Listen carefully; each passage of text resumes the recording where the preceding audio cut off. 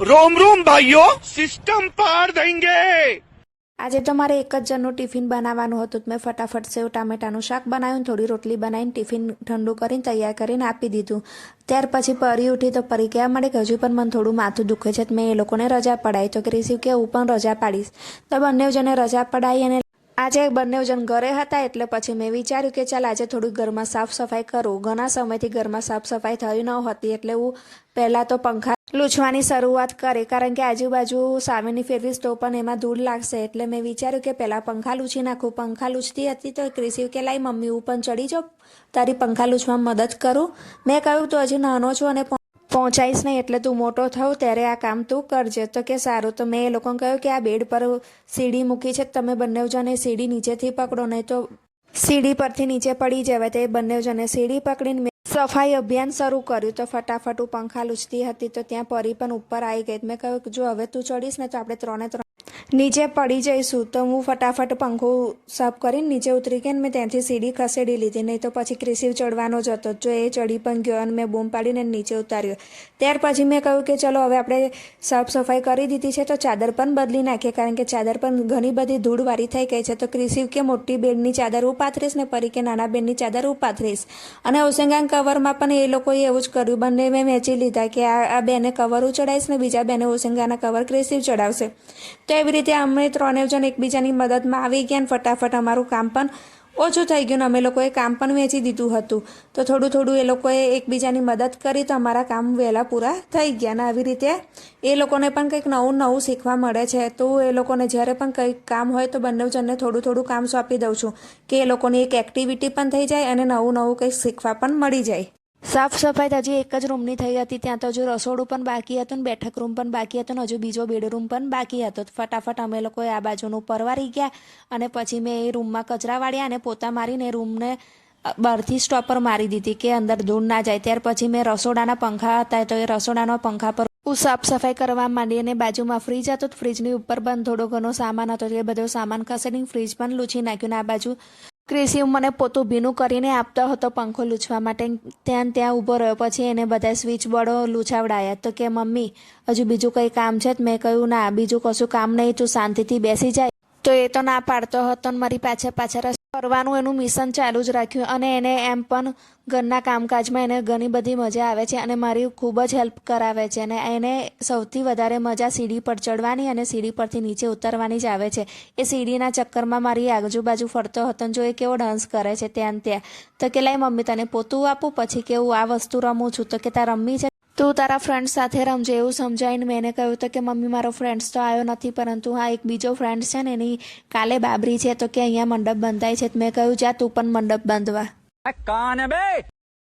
ક્રિશિવ મને સાફ સફાઈ કરવા દેતો ન હતો અને મારી સાથે વાતો એ વળગ્યો હતો ને એની વાતમાં મારે ઘણું બધું મોડું થઈ જતું હતું. મેં કહ્યું હવે તું ચૂપ થા તો ફટાફટ સાફ સફાઈ કરું. તો એ કે ના મમ્મી હું તારી સાથે જ વાતો કરીશ. તો મેં કહ્યું કે હવે તું નાવા જા, ત્યાં સુધી ફટાફટ બધા કામ પરવારી જાઉં. તો કે સારું. તો મેં એને નાવા મોકલી દીધું. ત્યાં સુધી મેં ઘણા બધા કામ હતા બાકી એ ફટાફટ બતાવી દીધા. તો એ મારી પાછળ ફરતો હતો કે એવા માંડ્યો કે મમ્મી હું નાવા જઈશ પરંતુ આ સીડી તું અંદર ના મૂકીશ. તો મેં સારું કહ્યું ને આ બાજુ પરી ત્યાં ગરબાની પ્રેક્ટિસ કરતી હતી. એને આજે પહેલી વાર મેં જોઈ ગરબાની પ્રેક્ટિસ કરતા. બંને જણને મેં નાવા મોકલ્યા અને બંને જણે મને કહી રાખ્યું હતું તમે લોકો નાવા જઈએ છીએ ત્યાં સુધી તું અમારા માટે મેગી બનાવી રાખ. તો હું મેગી બનાવીને તૈયાર કરી. તો એ બંને મેં ઠંડી કરીને ખવડાવીને આજે મારે લોટનો ડબ્બો મૂકવાનો હતો. તો હું પરી અને ક્રિશિવ ત્રણે જણ લોટનો ડબ્બો લીધો અને પરીએ બે નાના ડબ્બા એક થેલીમાં ભરીને લીધા. અને અહીંયા ક્રિશિવના ભાઈબંધની રવિવારે બાબરી છે તો એની તૈયારી અત્યારથી ચાલતી હતી. મંડપ બાંધવાવાળા મંડપ બાંધવા આવ્યા હતા. તો ક્રિશિવ કે જો મમ્મી અહીંયા મારા ભાઈબંધની બાબરી છે. તો અમે ઘંટીએ ગયા તો ત્યાં ઘંટી બંધ હતી. તમે પાછા ડબ્બા લઈને પાછા આવ્યા તો એ લોકોને ભૂખ લાગે. પરી કહેવા માંડે કે મમ્મી મને પાણીવાળા ખમણ બનાવી આપજે, મોરસવાળા હોય છે ને ઘડિયાળ લાગે છે. તો એના માટે મેં એ બનાવવાની તૈયારી કરીને જો કેટલું મસ્ત ખીરું ફૂલીને દડા જેવું થઈ ગયું છે. અને ક્રિશિવ કે મમ્મી મારે શીરો ખાવો છે. મેં એને સોજીનો શીરો બનાવીને આપ્યો. બંને જણે ખાઈ લીધું. ત્યાર પછી રમતા હતા. તો પરીએ ઘર બનાવ્યું તો એ મને બતાવાય જો મમ્મી મેં ઘર કેવું બનાવ્યું છે. મેં કહ્યું તે ખૂબ સરસ બનાવ્યું છે પણ આનાથી સારું બનશે તું હજી કોશિશ કરજે. તો કે સારું મમ્મી. તે ફરી લઈને બેસી ગઈ. તો એ કે હજુ મને ભૂખ લાગી છે. તો મેં કહ્યું કે જ્યાં શીરો હજુ પડ્યો છે તું ખાઈ લે. તો શીરો ખાવા બેસી ગઈ. ત્યાર પછી એ લોકો રમકડા રમતા હતા. તો જેની બાબરી છે એની બેન મારા ઘરે આવી હતી મહેંદી બતાવવા. જો કેટલી સરસ મહેંદી મૂકી છે. તો કે આંટી મહેંદી કેવી છે? તો મેં કહ્યું બહુ સરસ છે. અને સાંજ પડી એટલે પરી અને પરીની બેનપણી ક્રિશી ત્રણે જો તે બાજુના ખેતરમાં જોતા હતા અને મને બૂમ પાડતા હતા. આંટી બાજુમાં બોર બહુ મોટા મોટા થયા છે. તો મેં કહ્યું જા તું પારી પરથી ચડીને જા અને તું તોડી લાવ.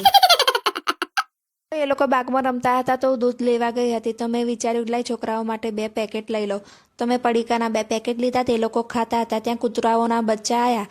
તે બંને જણે એક ભૂંગળું નાખ્યું. તો બચ્ચાઓ તો બહુ શોખથી ખાતા હતા. અને ક્રિશીએ જે ભૂંગળા નાખ્યા તો ફરી એને 2-3 ભૂંગળા નાખ્યા. તો બોલી પણ ખરી કે આ તો તમારા લોકોના ખાવા માટે છે, કૂતરાઓના બચ્ચાઓને ખવડાવવા માટે નહીં. તો કે ના મમ્મી 2-3 ખવડાવવા દે. તે લોકોએ ખવડાવ્યું ને પછી ના ખવડાવ્યું તો પેલું બચ્ચું તો ક્રિશીના પેકેટ જોઈને એની પાછળ પડ્યો અને એની પૂંછડી હલાવતો હતો. તો મેં કહ્યું જોઈ ક્રિશી હવે તું ખવડાવીશ ને તે તારું લેંગો પણ ખેંચી લેશે. અને થયું પણ એવું જ. જો એને આપ્યા નહીં તો એની પાછળ પડ્યું. તો પરી અને એ ત્રણેય જણ પારી પર ચડી ગયા. અને ત્યાર પછી પરી બાકડા પર ગઈ અને એ કહેવા માંડી કે મમ્મી હવે હું ભૂંગળા નહીં ખવડાવ. મેં કહું હવે તું ખવડાય એટલે તારી પણ પાછળ પડે. તો કે ના. ત્યાર પછી પેલું વ્હાઈટ કૂતરુંનું બચ્ચું હતું એ પરી જ્યાં બાકડા પર ગઈ હતી ત્યાં જઈને નીચે જઈને બેસી ગયું. પરી બૂમા બૂમ પાડતી હતી. ત્યાર પછી હું સાંજે ખાવા બનાવવા ઘરે આવી. ઘરે મેં દાળ ભાત શાક બનાવ્યા. દાળ ભાત શાક બનાવી દીધા પછી હું પાછી નીચે ગઈ કારણ કે ક્રિશી એકલો ફરતો હતો. ત્યાં સુધી તો એનો ભાઈબંધ જય પણ આવી ગયો. તો જયની સાયકલ લઈને આટા ફેરા મારતો હતો. પછી જય કહેવા માંડ્યો કે આનું પાંડું તૂટેલું છે તું મને પાછું હાલ. તો ત્યાં એનો ભાઈબંધ બોલ રમતો હતો. તેની સાથે બોલ બેટ રમવા બેસી ગયો. અને પરી ત્યાં મહેંદી લઈને બેઠી હતી. મહેંદી મૂકી અને મહેંદી એને ઉખાડીને પછી ઘરે આવીને કંઈક કાગળિયાનું બનાવતી હતી. તો એ કાગળિયાનું એને કંઈક બનાવ્યું મને બતાવતી હતી. પછી અમે લોકોએ સાંજે જમી લીધું. જમીન ફરી પાછા નીચે લાવ્યા તો એ લોકો રમતા હતા.